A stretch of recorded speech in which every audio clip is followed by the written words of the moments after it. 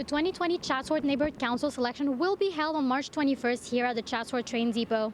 The outbreak is reported to peak in California in late April. Costa Rican police made the largest drug seizure in the country's history.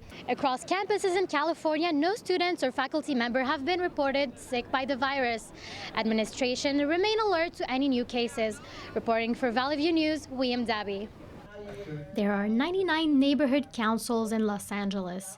7 people are elected to the position. Anyone who lives, works, or owns a property in the area can run for the neighborhood council. Anyone like Rita Dawn. She says she's running for the council to help improve her Chatsworth community, even though she's without a place to live there. Interest goes as far as to be on some of the committee boards that have to do with homelessness. And I'm interested in creating an environment where we can actually solve that problem. Field organizer of the homeless program Everyone LA, Corinne Ho, and Rita Dawn shared their opinion of the community and council's involvement in the issue of homelessness. I think it's great that the community is taking interest in being civically engaged, and the way to do that is to join your local neighborhood council, because that is the voice, the collective voice of the community. I think it's important that people that have the right idea in mind get involved, so that we can come up with the right solutions. Official reports show that there are more than 36,000 homeless people in Los Angeles. LA County has nearly 59,000 people without shelter.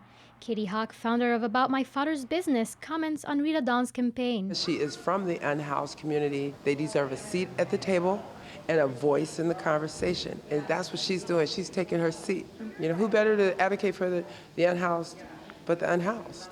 The 2020 Chatsworth Neighborhood Council selection will be held on March 21st here at the Chatsworth train depot.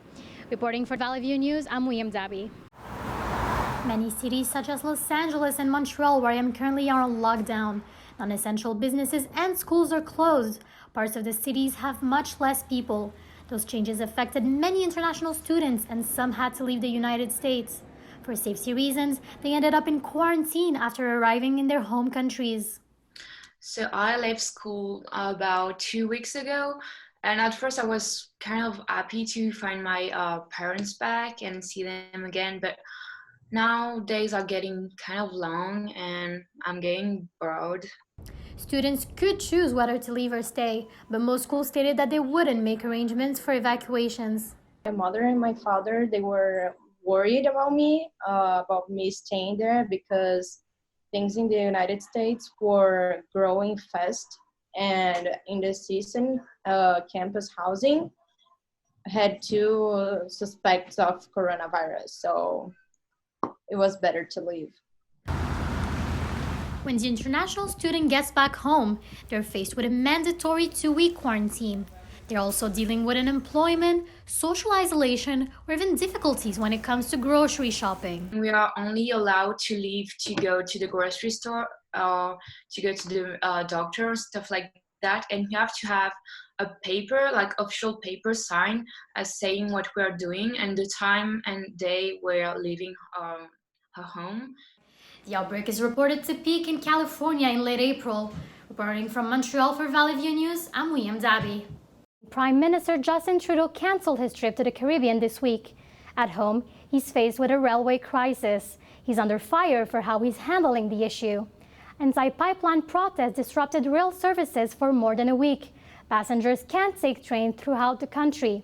In the Caribbean, Trudeau was expected to urge the leaders to support Canada getting a seat on the UN Security Council. Foreign Affairs Minister François-Philippe Champagne will replace Trudeau on the trip.